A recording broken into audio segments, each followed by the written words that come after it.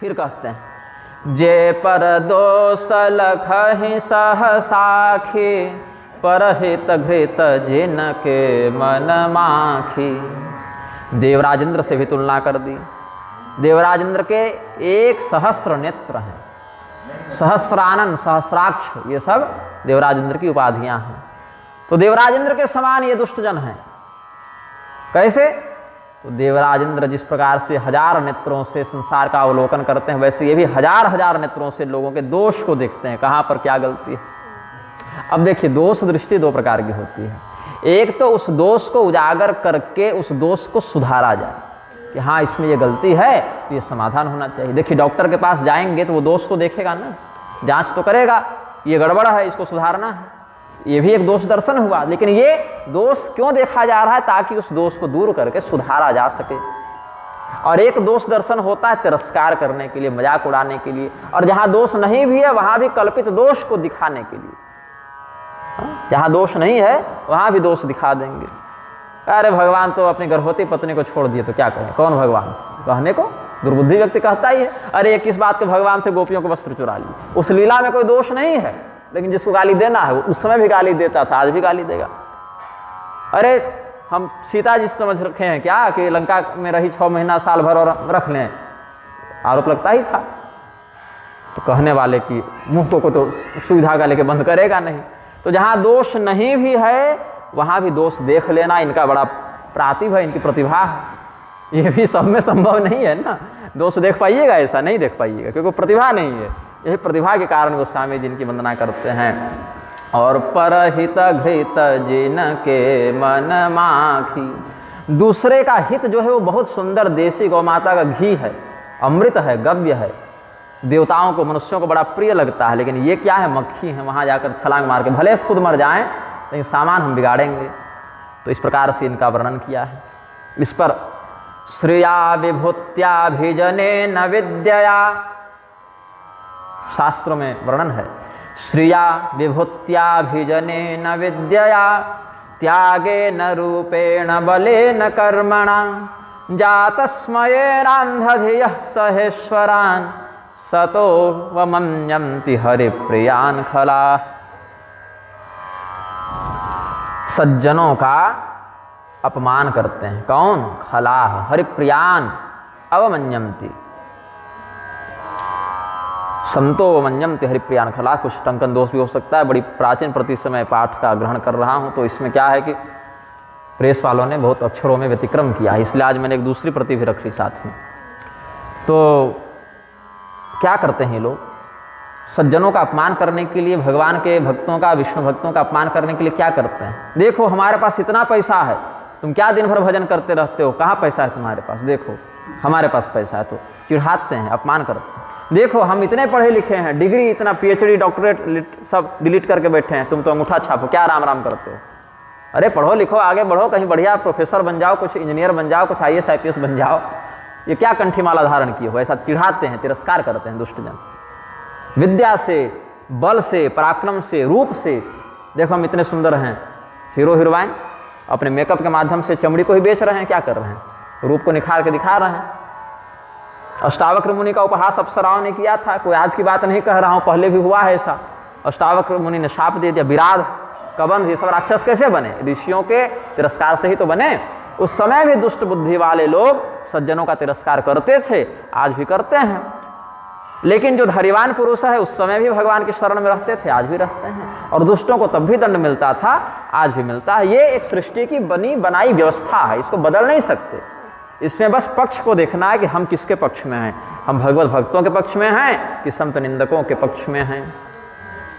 सत्कथा निंदकानां च नेहामुत्र च निष्कृति ही, नारद पुराण में कहते हैं कि भगवान की मंगलमयी कथाओं में जो रहस्य वर्णित है, उन रहस्यों को न समझने के कारण जो लोग उन कथाओं की निंदा करते हैं, व्याख्याताओं की निंदा करते हैं, उनका कल्याण न इस लोक में संभव है और न परलोक में संभव है।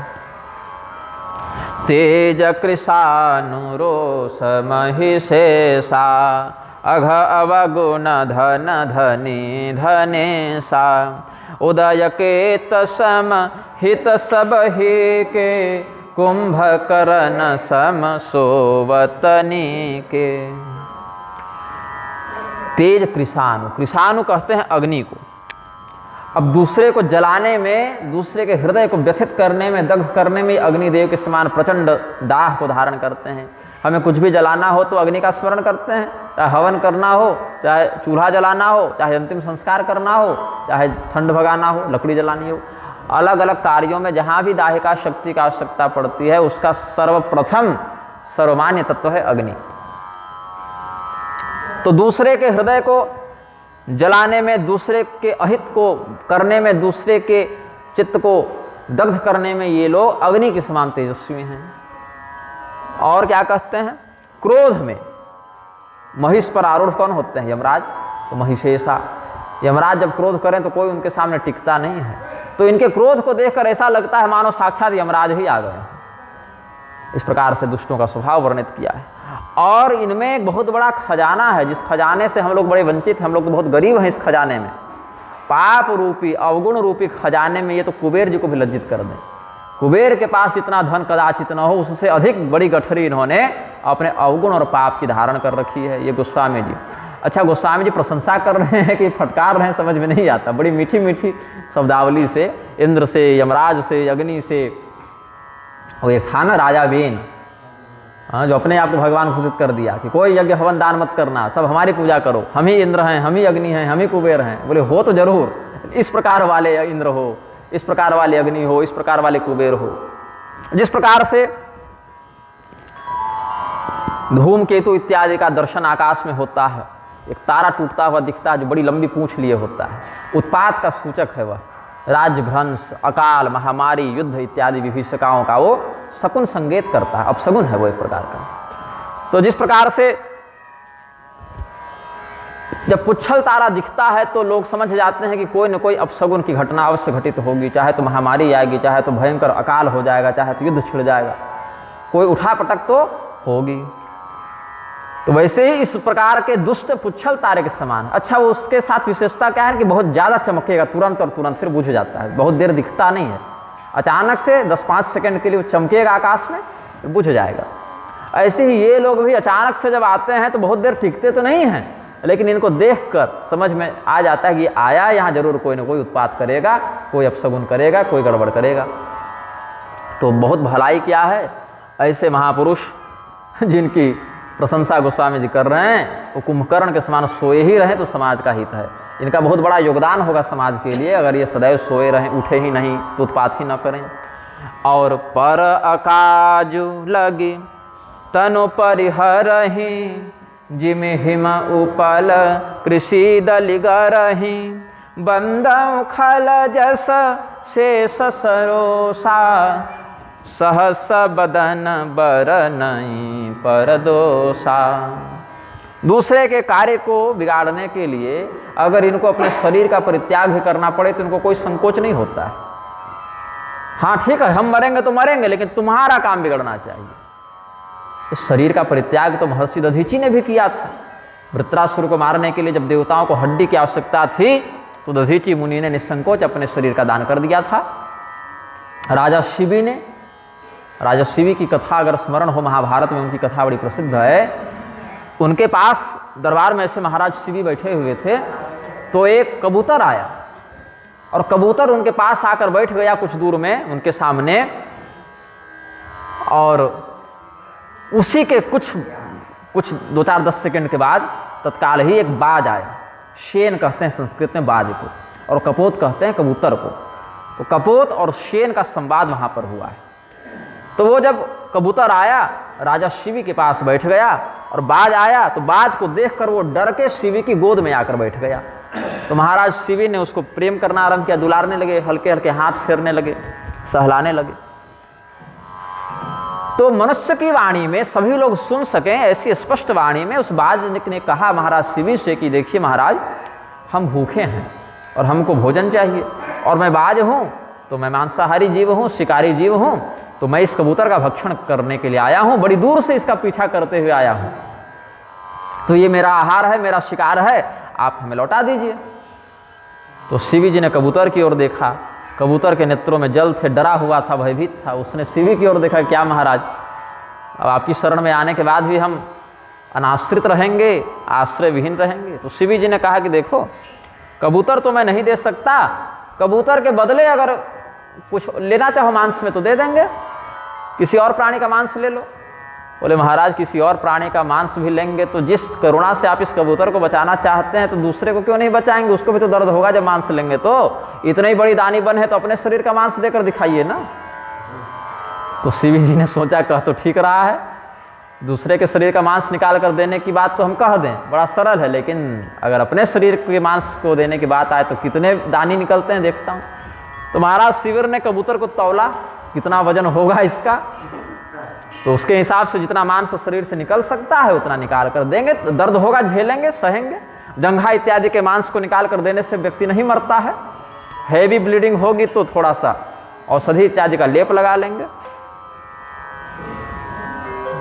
तो कबूतर को तराजू में रख दिया गया। बाज ने कहा कि भाई कबूतर के बराबर मांस दे दीजिए, तो बाज को रखा गया। और दूसरे तरफ महाराज शिवी ने तराजू के दूसरे पलड़े में अपनी तलवार से अपने शरीर का मांस काट कर रख दिया, अपने अंदाज से कि इतना वजन होगा, पाव आधा किलो जो होगा। वेदना तो भारी भयंकर थी, लेकिन कबूतर का वजन भारी बना रहा। वो जो नीचे बैठा है पलड़ा लेके जमीन पर से ऊपर उठे ही नहीं, वो उसका भार तो बड़ा अद्भुत था। और जिनका मांस जहाँ पड़ा वो पलड़ा ऊपर है, हल्का वाला ऊपर होता है, भारी वाला नीचे होता है। और कबूतर जो जमीन में सटा है पलड़ा लेके उठने का नाम न ले। तो थोड़ा सा महाराज शिवी ने वजन बढ़ाया, थोड़ा और बढ़ाया, करते करते एक स्थिति ऐसी आई जब महाराज शिवी ने जो है अपने शरीर का मांस काट काट कर रख दिया, हाथ पैर सब काट दिए और अंत में स्वयं चढ़ गए कि अब मेरे पास इससे अधिक मांस नहीं बचा।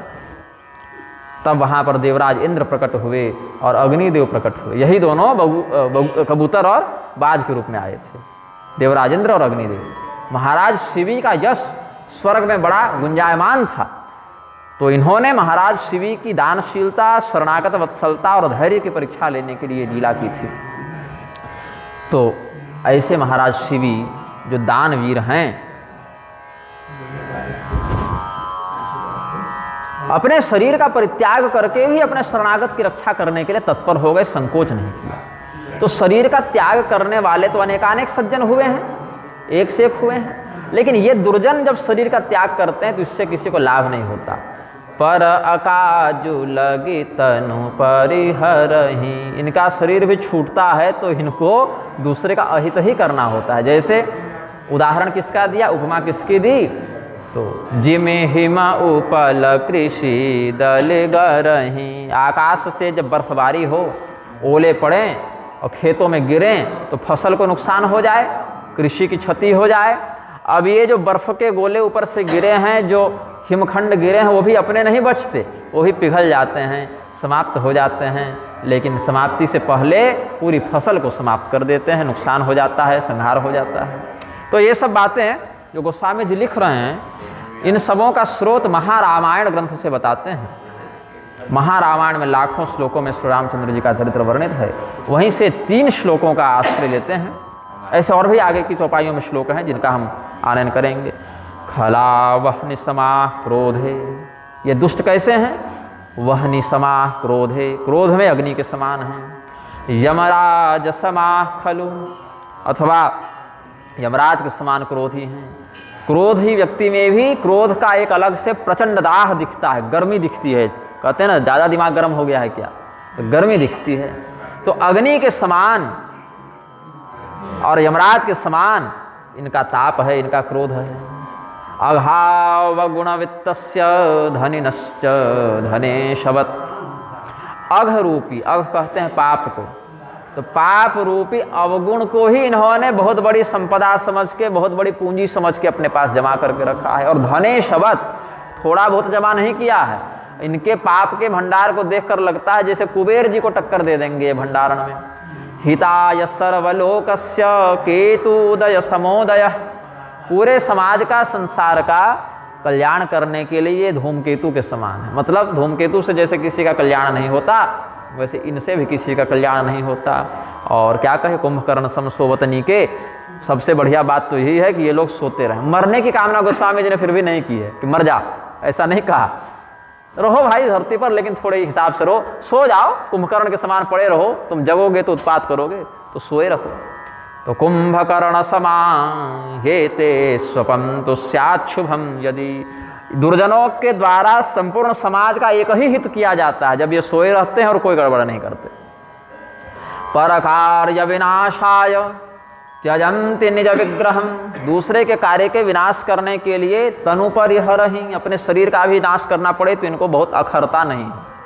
और हिमोपला विनश्यन्ति नाशम कृत्वा यथा कृषे, जिस प्रकार से कृषि का विनाश करके, खेती का विनाश करके स्वयं भी ओले नष्ट हो जाते हैं, उसी प्रकार ये सब भी दूसरे का विनाश करने के लिए अपना उत्सर्ग करना पड़े तो कर देते हैं।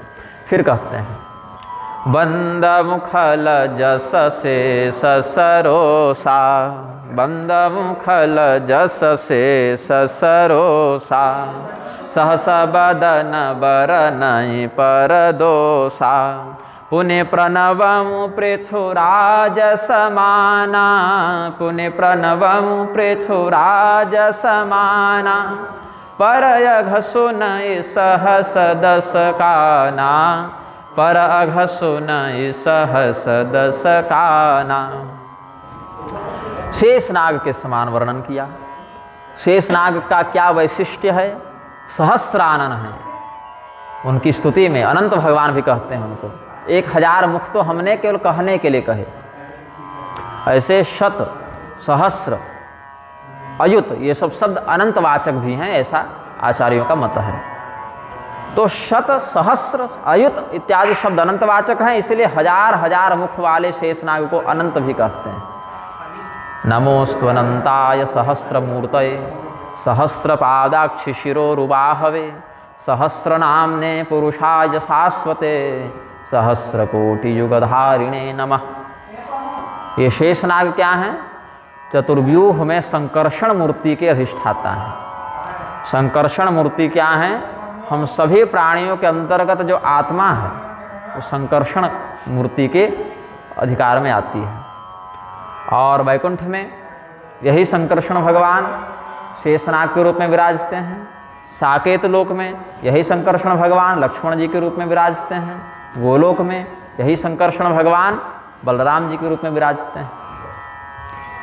लोक में भी संकर्षण भगवान श्री वैष्णवों के यहाँ श्री रामानुजाचार्य जी के रूप में आए, और श्री रामचंद्र जी श्री रामानंदाचार्य के रूप में आए, और श्री वैष्णवों में जो विशिष्टाद्वैत सिद्धांत है उसका आश्रय लेकर अपने इष्ट की संप्रदाय परंपरा को आगे उपदिष्ट किया है। ये बिजली का कुछ समाधान हो सकता है क्या?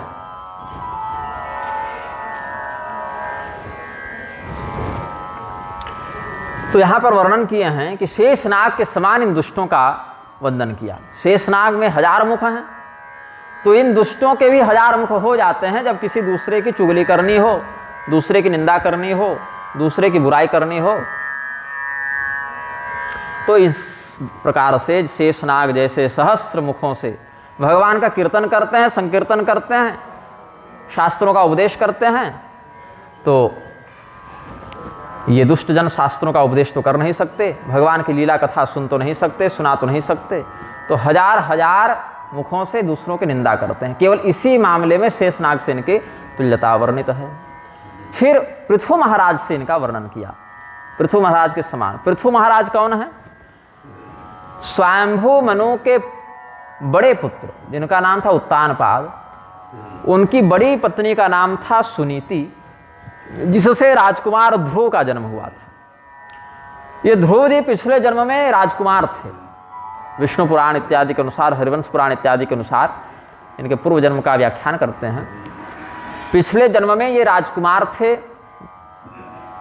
क्षमा करें, पिछले जन्म में ये राजकुमार के मित्र थे। बोलने में थोड़ा व्यतिक्रम हो गया, राजकुमार तो इस जन्म में बने। पिछले जन्म में ये ब्राह्मण के पुत्र थे, राजपुरोहित के पुत्र थे, और इनकी मित्रता थी राजकुमार के साथ।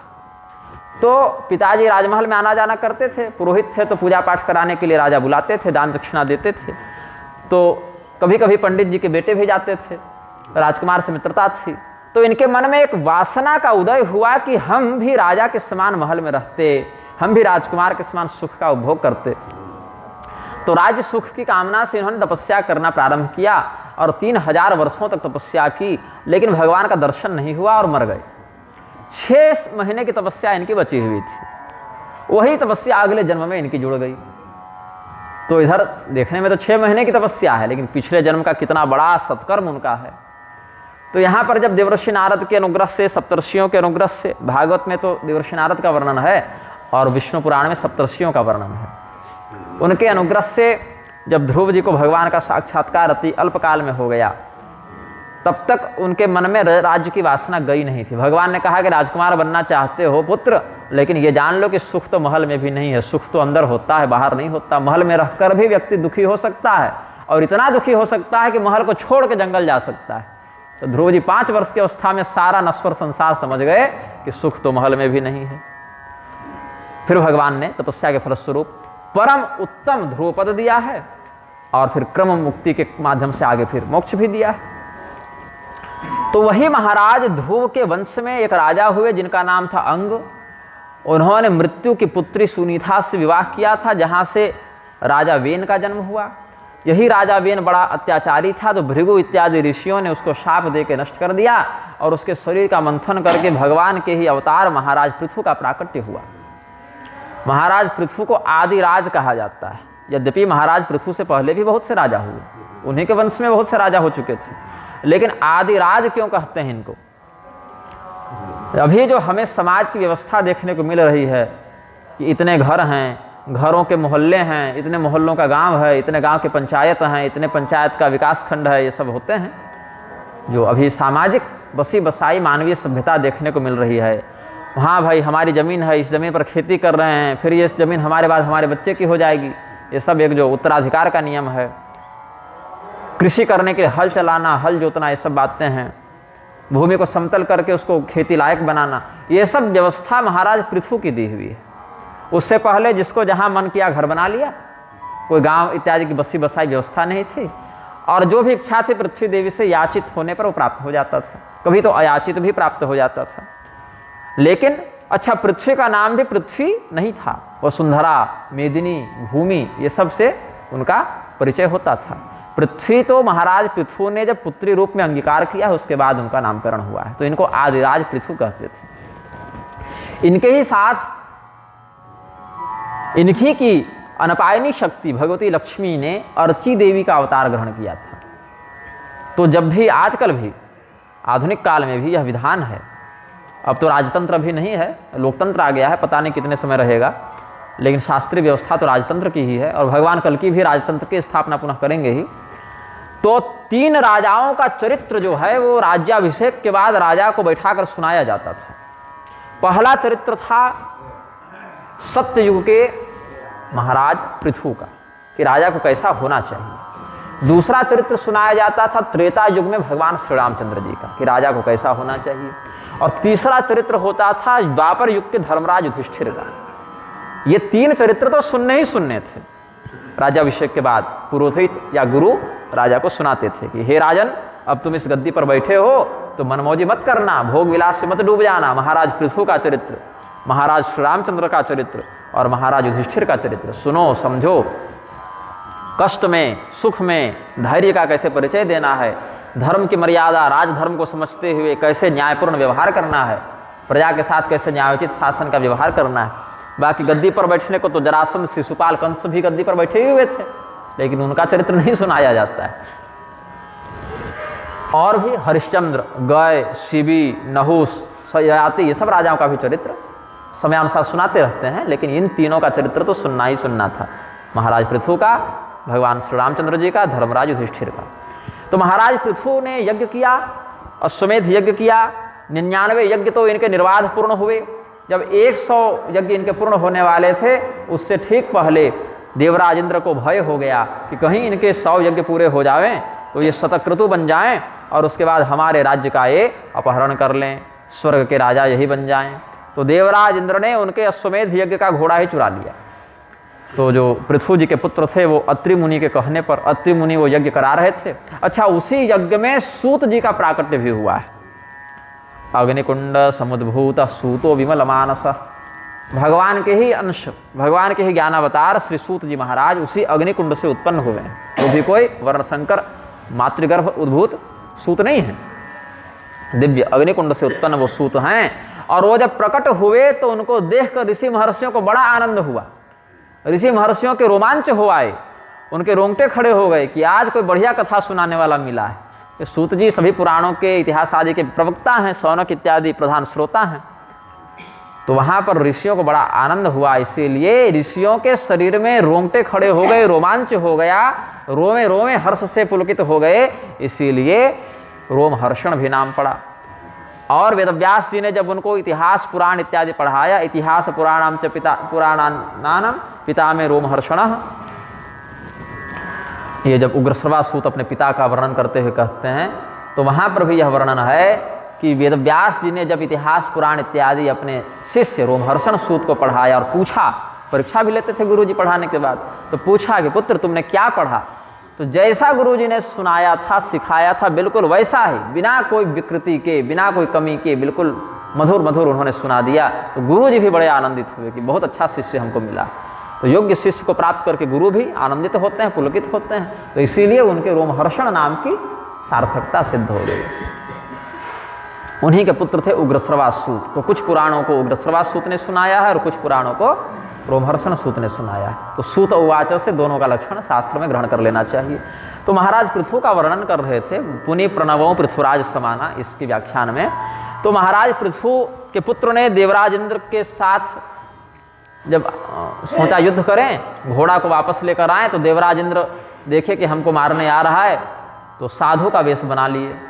तो ये बालक जब गया राजकुमार, तो देखा ये तो कोई संत है, पहचान नहीं सका, और उसको लगा भ्रम से कि घोड़ा चुराने वाला भाग गया और ये साधु जी के पास घोड़ा छोड़कर चला गया। तो घोड़ा लेकर आ गया, देवराज इंद्र बच गए। 2-3 बार ऐसा हुआ।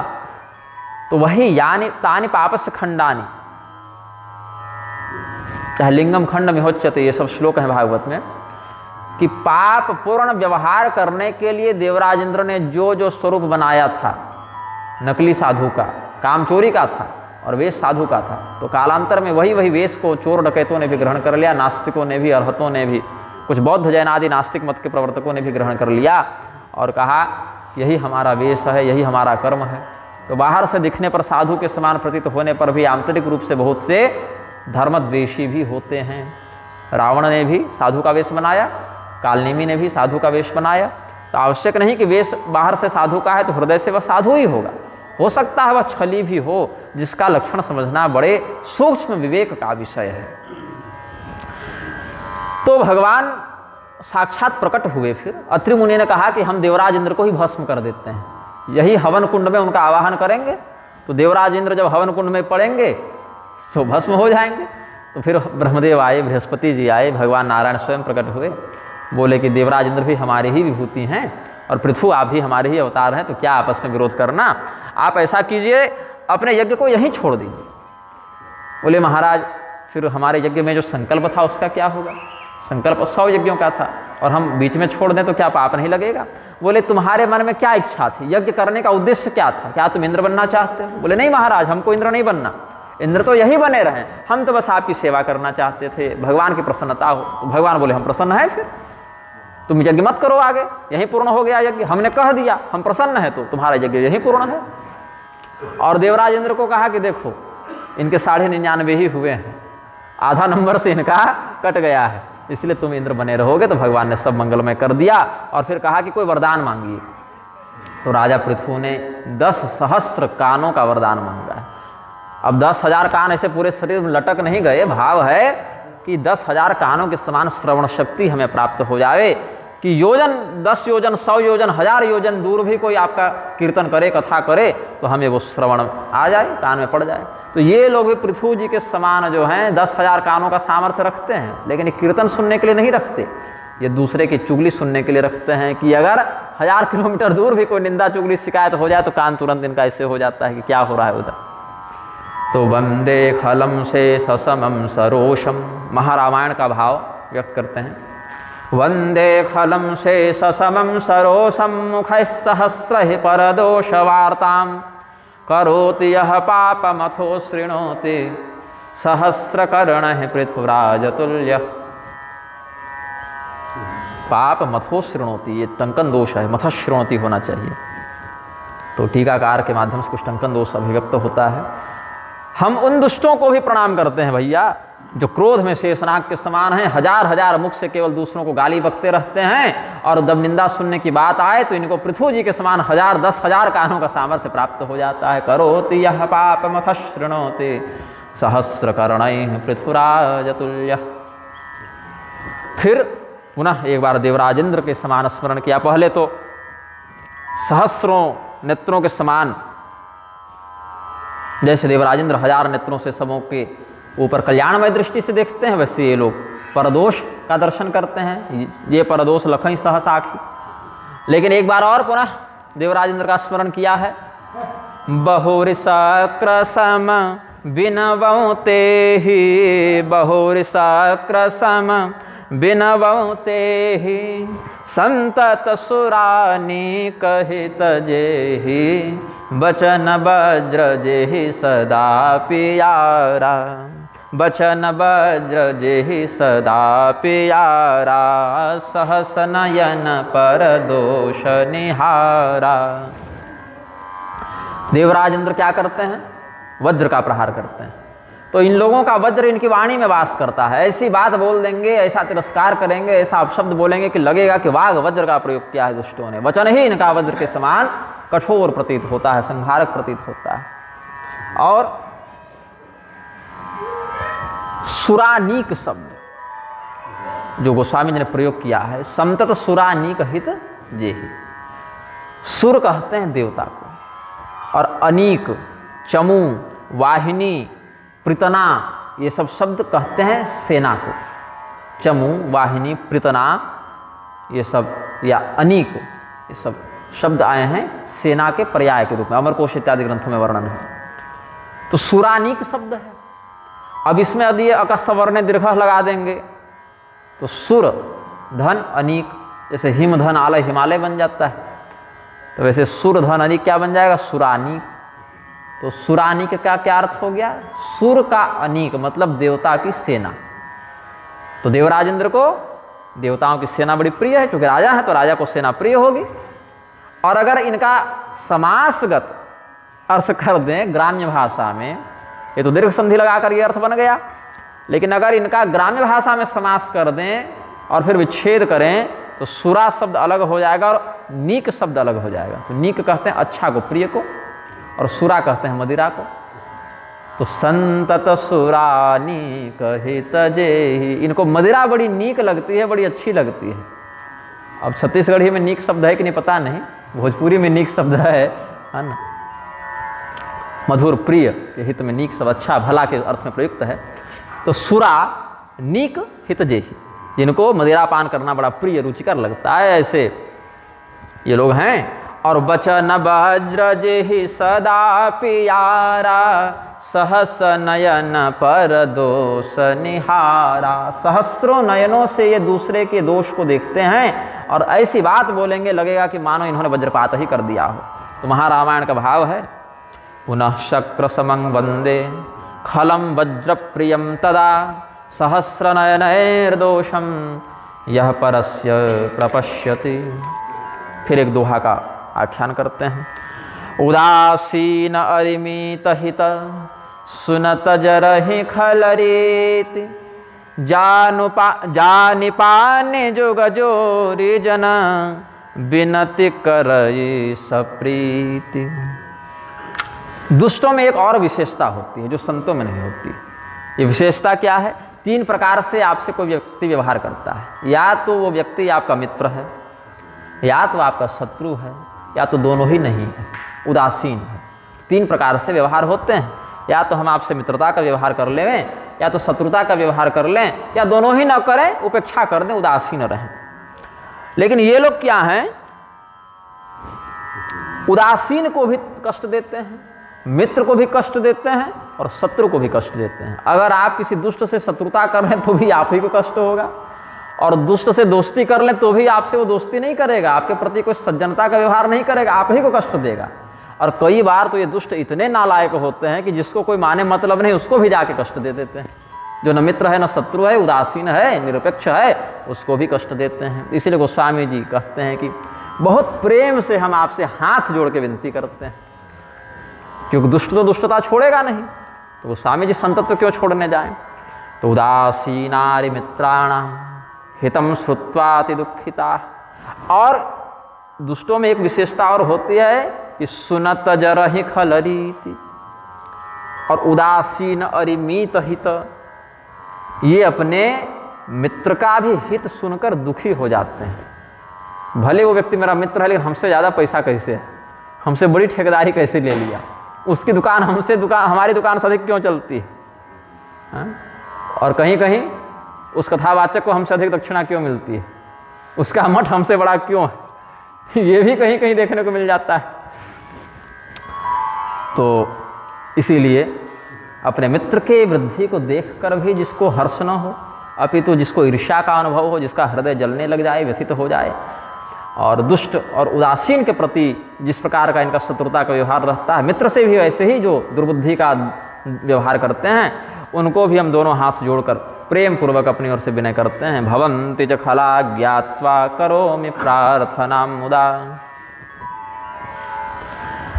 अब गोस्वामी जी ने अपनी चारों ओर देखा, एक अनुभव किया, चिंतन किया, और कहते हैं मैं अपनी दिशि किन्ह निहोरा तिन्ह निज ओरन लाउ बभोरा बायस पालिय अति अनुरागा होहि निरामिष कबहूँ की कागा। गोस्वामी जी इधर उधर देखे तो 10 संत भी दिखे, 10 असंत भी दिखे। दुष्टों को देखकर उन्होंने कहा कि देखो भाई, हमने तो अपनी ओर से जो कहना था सो कह दिया, हमारी ओर से तुमको कोई कष्ट नहीं है, हमारी ओर से तुम्हारी कोई निंदा नहीं की गई। हमने तो तुमको इंद्र के समान, शेषनाग के समान, अग्नि के समान, कुबेर के समान, यमराज के समान बढ़िया ही बताया है। जो गुण है तुम्हारा वो हमने बताया ही है, और ये भी जानता हूँ कि इससे तुमको कोई अंतर नहीं पड़ेगा। तुम दुष्ट हो, दुष्ट ही रहोगे, और अपनी ओर से तुम कभी हमारे साथ सज्जनता के व्यवहार नहीं करोगे। इसके पीछे कारण क्या है? कौवे को आप कितना भी पालें पोसें, वो मांस खाना नहीं छोड़ सकता, उसका प्राकृतिक स्वभाव है। इसमें कौवे की भी गलती नहीं है, वो ऐसा ही है। ऐसे ही दुष्ट की भी गलती गोस्वामी जी नहीं कह रहे, कहते हैं उसका स्वभाव ही ऐसा है, तो क्या करें। अब जैसे नाली में दुर्गंध है तो है, उसमें कोई कुछ नहीं कर सकता। बाहर से आप कितना भी इत्र छिड़किए, बहुत इत्र होने पर 2-4 मिनट के लिए वो दुर्गंध दब भले जाती है, लेकिन समाप्त नहीं होती, उस समय पर फिर वही दुर्गंध आ जाती है। तो व्यास मुनि इस पर एक वचन प्रस्तुत करते हैं। वेदव्यास जी का इस पर एक मत है, जिसको गोस्वामी जी ने यहाँ ग्रहण किया है। बायस पालिय अति अनुरागा हो निरामिष कबहूँ की कागा। ये जो चौपाई है, ये चौपाई का स्रोत क्या है? वेदव्यास जी का सिद्धांत। वेदव्यास जी ने कहा था, न विना परवादेन रमते दुर्जनो जन काकः सर्वरसान् भुक्त्वा विना मेध्यम न तृप्यति। परवाद के बिना, चुगली के बिना, निंदा के बिना, दूसरे को कष्ट दिए बिना दुर्जन का मन ही नहीं लगता। उसको बेचैनी जैसी लगेगी, अंदर से कुछ गड़बड़ लगेगा, कुछ अधूरापन लगेगा। जब तक वो 2 गाली न दे, 2 व्यक्तियों के नेत्रों में आंसू न ला दे, दूसरे को कष्ट न दे, उसको बहुत खोखलापन लगता है अंदर से। हाँ, जब 2 गाली देगा, कहीं 2-4 थप्पड़ मारेगा, चाहे खाएगा, तो उसको फिर ठंडक हो जाएगी, उस दिन का उसका हाजिरी लग गई उसकी। जैसे बहुत बढ़िया खीर खिला दीजिए, एकदम अमृत चखा दीजिए कौवा को, लेकिन जब तक उसको सड़ा गला मांस नहीं मिलेगा, जहाँ जब वो 2 बार चोंच वहाँ नहीं मार लेगा, वो उसको आनंद नहीं मिलता। ये उसका स्वभाव है। फिर एक ही साथ संत और असंत दोनों को एक साथ वर्णन करते हुए गोस्वामी जी ने कहते हैं कि देखो, संत और असंत दोनों में एक बात है कि दोनों कष्ट देते हैं। बोले महाराज, दुष्ट तो कष्ट देता है, ये समझ में आता है, संत के संगति से कष्ट कैसे हो रहा है? तो गोस्वामी जी इस भाव को स्पष्ट करते हैं। बंदवु संत असज्जन चरना, बंदवु संत असज्जन चरना, दुख प्रद उभय बीच कछु बरना। कुछ अंतर है दोनों में, दोनों के माध्यम से प्राप्त होने वाले कष्ट में एक भेद है बंधु। संत और असंत दोनों को हम चरण वंदना करते हैं, और दोनों ही दुख प्रदान करते हैं, लेकिन एक थोड़ा सा तरीके में अंतर है, थोड़ा सा भेद है। वो बताते क्या हैं? बिछुरत एक प्राण हरि लेहि, बिछुरत एक प्राण हरि लेहि, मिलत एक दुख दारुण देहि, मिलत एक दुख दारुण देहि। कहीं कहीं मिलत एक दारुण दुख देहि है, पाठ में अंतर है लेकिन अर्थ वही है। तो एक बड़ा सुंदर यहाँ पर टीकाकार लिखते हैं, बहुभिर यत्न विधानैर्न भवति सरला खल प्रकृति। कई बार ये सब सुनकर बड़ा आनंद आता है, पढ़ के आनंद आता है। बहुभिर यत्न विधानैर्न भवति सरला खल प्रकृति। कोई दुष्ट व्यक्ति है, उसको सुधारने का बहुत प्रयास कीजिएगा तो भी वो कैसे नहीं सुधरता है। नलिका गतमपि सुचिरम न भवति सरलम शुनः पुच्छम। एक पाइप ले लीजिए, नली ले लीजिए और कुत्ते की पूंछ को डाल के बांध दीजिए, तो जब तक वो कुत्ते की पूंछ उस नली में रहेगी तब तक भले सीधी रह जावे, लेकिन जैसे वो नली से बाहर निकलेगी फिर वही 180 डिग्री तुरंत। तो ये संस्कृत का एक भाव है, सूक्ति है, बहुभिर यत्न विधानैर्न भवति सरला खल प्रकृति। वो सरल नहीं होगी, प्रकृति सीधी नहीं होगी। जैसे चाहे आप नली में पाइप में डाल के कुत्ते की पूंछ को बांध दीजिए, तो जब तक उसके प्रभाव में है तब तक भले वो सीधी रह जावे दबाव के कारण, लेकिन निकालते ही अपने मूल अवगुण को प्रकाशित कर देती है। नलिकागतम अपि सुचिरम न भवति सरलम सुनः पुच्छम। अब इसमें सुभाषित रत्न भांडागार में भी एक वचन है, शत्रुर्दहति संयोगे वियोगे मित्रमप्यहो उभयोर दुखदायित्वम को भेदः शत्रु मित्रयोः। शत्रु और मित्र दोनों से दुख प्राप्त होता है। कैसे? जब मित्र बिछड़ता है तो दुख देता है और शत्रु आ जाता है तो दुख देता है।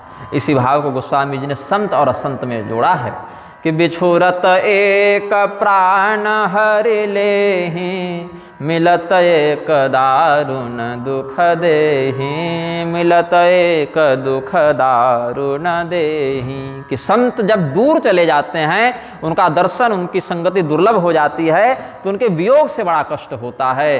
और दुष्ट व्यक्ति जब आ जाता है, मिल जाता है, तो उसके संयोग से बड़ा दुख होता है। तो दुख दोनों में है, सज्जन के वियोग में भी दुख है और दुर्जन के संयोग में भी दुख है। तो इस पर विदग्ध मुखमंडन काव्य का एक श्लोक प्रस्तुत करते हैं। इसी भाव को गोस्वामी जी भी वर्णित करते हैं। संत को जब प्रणाम किया जाता है तो श्रद्धा से प्रणाम किया जाता है, समर्पण से, प्रेम से प्रणाम किया जाता है। और दुष्ट के सामने हाथ डर के मारे जोड़ा जाता है कि ये भैया तुम्हें हाथ जोड़ते हैं लेकिन चले जाओ, मत कष्ट दो। हाथ तो जुड़ रहा है, लेकिन एक में उत्साह के साथ, उल्लास के साथ, प्रेम के साथ, और एक में भय के साथ, चिंता के साथ। बद्धांजलिम सममसज्जन सज्जनौ तो। असज्जन और सज्जन दोनों के सामने जुड़ने वाला हाथ तो दिखता एक ही समान है, ऐसे थोड़े हाथ जोड़ेंगे, ऐसे ही जुड़ेगा। लेकिन बद्धांजलिम सममसज्जन सज्जनौ तो वंदे नितांत कुटिल प्रगुण स्वभाव। एक का स्वभाव बड़ा गुणी है और एक का बड़ा कुटिल है। तो एकम भिया, भिया मतलब भय न, भय के द्वारा, एकम भिया निरभिसंधित वैरिभूतम प्रीत्या परम परम निवृत्ति पात्र भूतम। परम विरक्त, निवृत्ति मार्ग में जिनकी सिद्धि हो गई हो, ऐसे सन्यासी को, महात्मा को, बैरागी को देखकर प्रीति से हाथ जुड़ जाते हैं कि कितने अच्छे संत हैं। और जब दुष्ट मिल जावे तो डर के मारे हाथ जुड़ जाते हैं, या कि भैया मत बोलो, मत रहो, तुम चले जाओ, तुम ही सही हो, तुम ही जो कहो वही ठीक है, लेकिन मेरे सामने मत रहो। ये सब बातें हैं। फिर कहते हैं उपजहि एक संग जग माही, जल जजों कज में गुण भी लगाही। ऐसा नहीं है कि संत कोई अलग संसार में पैदा हुए और दुर्जन कोई अलग संसार में पैदा हुआ। धरती तो भैया सबके लिए वही है। कई बार तो एक गांव में भी संत संत हो जाते हैं, कई बार एक घर में संत संत हो जाते हैं, और कई बार तो एक व्यक्ति में ही कभी संतत्व और कभी दुर्जनत्व का दर्शन हो जाता है। ये भी देखने को मिलता है कि जो व्यक्ति कल का दुष्ट था आज वो संत बन गया। या कई बार ऐसा होता है कोई बड़ा सदाचारी व्यक्ति था लेकिन कहीं भटक गया तो पतित भी हो गया, बाद में भले भगवान नाम महात्म से संतों की संगति से सुधर जावे, लेकिन इस प्रकार से एक व्यक्ति के अंदर भी कई बार सद्गुण और दुर्गुण का दर्शन हो जाता है।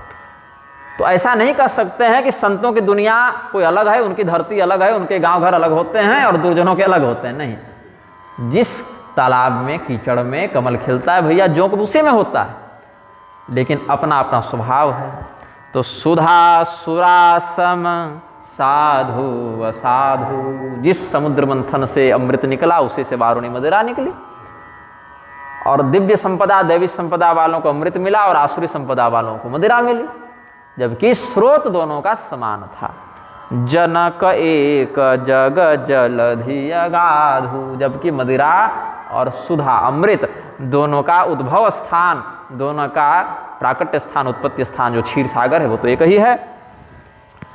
तो भल अनभल निज निज करतु ते, भल अनभल निज निज करतु ते, लहत सुजस अपलोक विभूति। सुधा सुधाकर सुरसरि साधु, गरल अनल कलिमल सरि व्याधु। कहते हैं कि अलग अलग लोगों के जीवन में अलग अलग कीर्ति और अपकीर्ति होती है, किसी का बड़ा नाम होता है तो कोई बदनाम होता है। और इसमें कारण क्या है?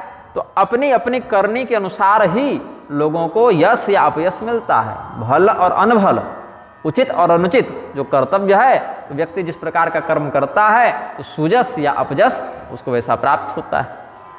उसके लिए कोई बाहर से नहीं कहता कि चलो इसके पूरे जीवन में यश ही होगा या अपयश ही होगा, ये तो कर्म के फलस्वरूप व्यक्ति को मिलता ही है। जैसे तीन तत्व बताए यहाँ पर, अमृत का नाम लिया, चंद्रमा का नाम लिया और गंगा जी का नाम लिया।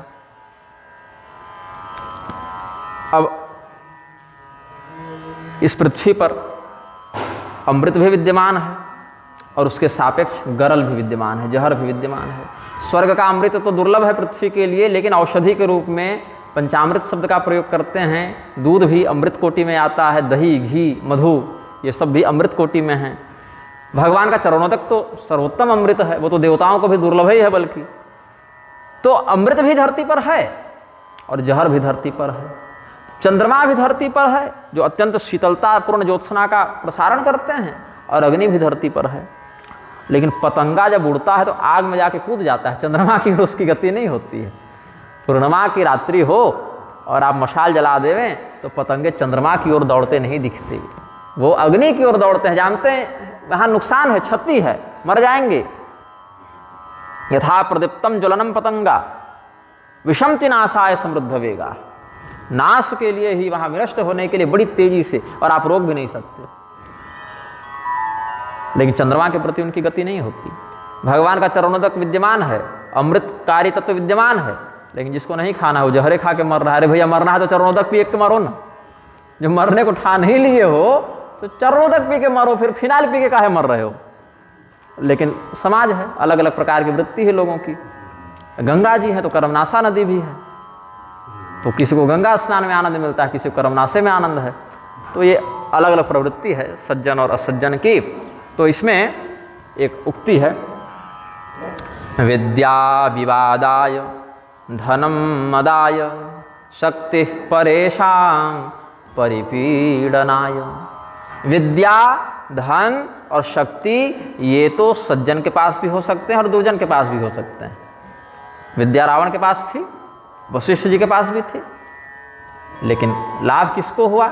समाज के प्रति किसकी विद्या का लाभ देखा गया? वशिष्ठ जी की विद्या का देखा गया। रावण की विद्या का समाज क्या लाभ कर रहा है? धन तो दुर्योधन के पास भी था, राजा था, वो भी था। जरासंध के पास भी ऐश्वर्य था, सोने की लंका रावण के पास भी थी, उसके धन का क्या लाभ हुआ?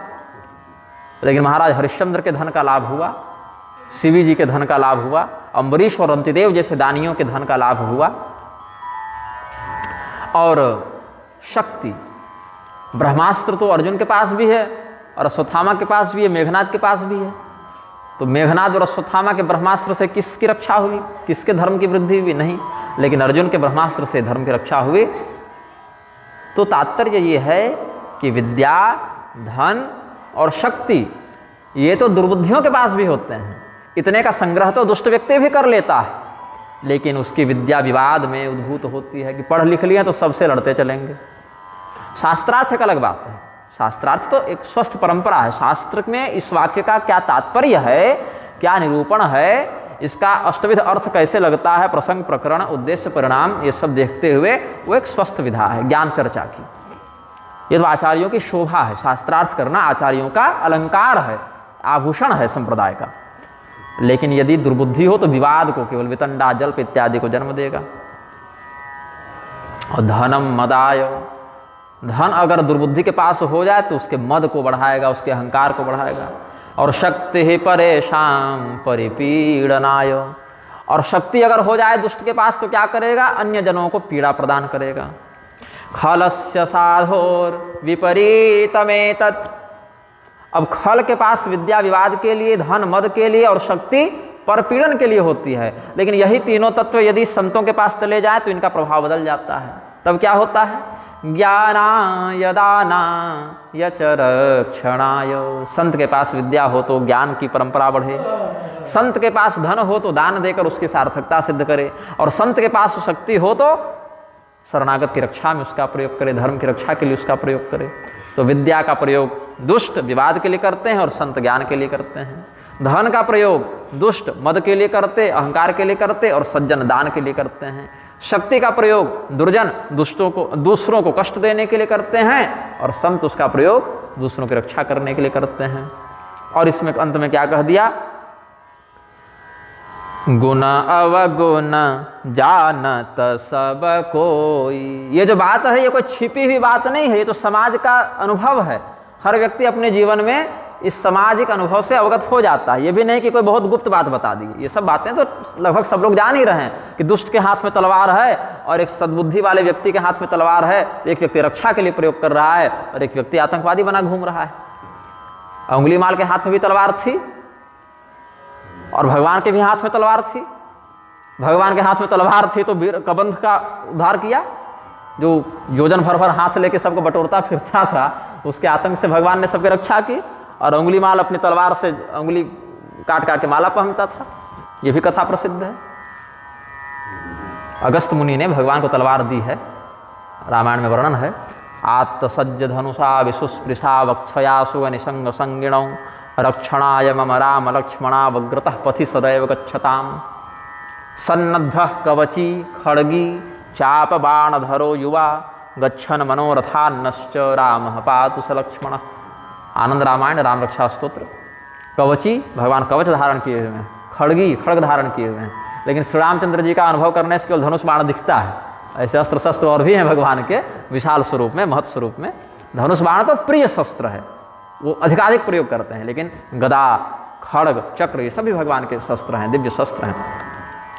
तो गुण अवगुण जानत सब कोई, जो जेहि भावनी कते ही सोई, जो जेहि भावनी कते ही सोई। कि ये सब गुण और अवगुण की बात तो भाई सब लोग जान रहे हैं, और जिसको जिसमें मन लगे, जिसको जो अच्छा लगे उसको ग्रहण करता है। गाय में दूध भी बह रहा है और रक्त भी बह रहा है, ठीक है, लेकिन जब कोई सद्बुद्धि वाला व्यक्ति जाएगा तो वहां से दुग्ध का ग्रहण करेगा। और जोंक चिपक जाए, स्तन में ही अगर जोंक चिपके तो दूध नहीं पीती, वहां भी उसको खून ही पीना है। ये है ना अंतर। जोंक यदि गाय के स्तन से चिपक जावे तो भी वहां दुग्ध का आस्वादन नहीं करता, वो दुर्बुद्धि है, उसकी प्रवृत्ति नहीं है दुग्धपान में, वहां भी जाके खून पिएगा। और निरक्षर भी हो लेकिन सद्बुद्धि वाला व्यक्ति हो तो वह रक्त का सेवन न करके दुग्ध का सेवन करेगा, जबकि स्रोत तो वही है। इसी प्रकार इसी संसार में जिसको जहां मन लगता है उसको ग्रहण करता है। दधि मधुरम मधु मधुरम द्राक्षा मधुरा सुधापि मधुरैव तस्य तदेव हि मधुरम यस्य मनो यत्र संलग्नम। ये भी सुभाषित रत्न भांडागार इत्यादि का वचन है।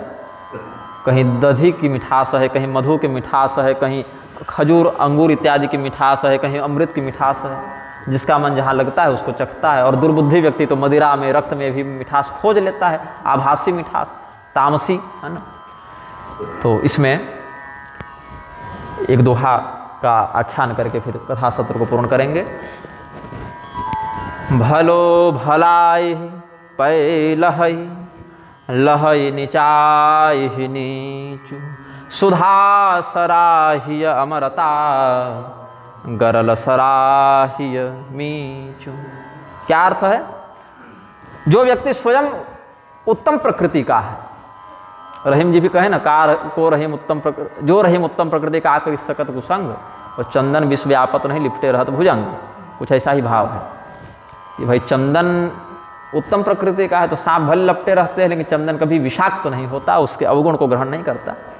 तो जो व्यक्ति स्वयं भला है, उत्तम बुद्धि का है, निर्मल हृदय का है, वो चाहेगा कि हमारी संगति भी निर्मल हृदय वाले लोगों से ही बने, हमारी संगति भी भले लोगों से बने। और जो स्वयं ही नीच स्वभाव का व्यक्ति है, वो अपने अगल बगल वैसे ही लोगों से घिरा रखता है। हंस को हंसों के बीच में मन लगता है, और सुअर को सुअर के बीच में मन लगता है। हंस न सुअर के बीच में आने जाए, और न सुअर हंस के बीच में जाने जाए। चला भी जाए तो उसको बेचैनी होगी, मन ही नहीं लगेगा, तुरंत भाग जाएगा वहाँ से। किसी प्रकार से संजोग बन भी जावे, वहाँ वो रहना पसंद नहीं करेगा। तो अलग अलग प्रकृति में तत्व हैं।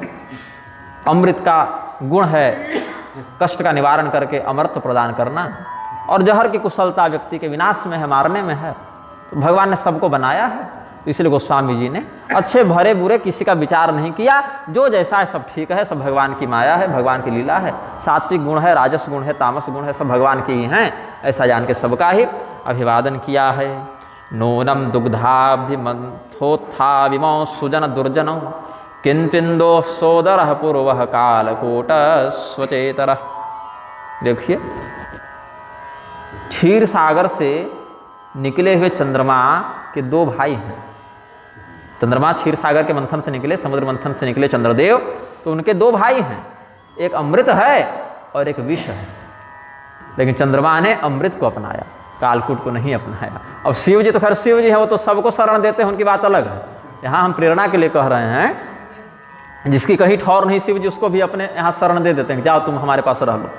लेकिन यहाँ सज्जन की बात कहते हैं कि चंद्रमा ने अपनी किरणों में अमृत को स्वीकार किया है, विष को नहीं स्वीकार किया, विष नहीं बरसाते हैं चंद्रमा। इस प्रकार से एक और भाव है, भवत्येक स्थले जन्म गंधस्तेषां पृथक पृथक, उत्पलस्य मृणालस्य मत्स्यस्य कुमुदस्य च। सरोवर में आप जब अंदर प्रविष्ट करेंगे तो बहुत कुछ मिलेगा। सरोवर में कुमुद भी खिलते हैं, जो रात्रि को खिलते हैं, वो कुमुद हैं, सफ़ेद रंग के होते हैं। और दिन में विकसित होने वाले कमल और कमलिनी भी होते हैं उसी सरोवर में, हो सकते हैं अलग अलग बीजों से उद्भूत।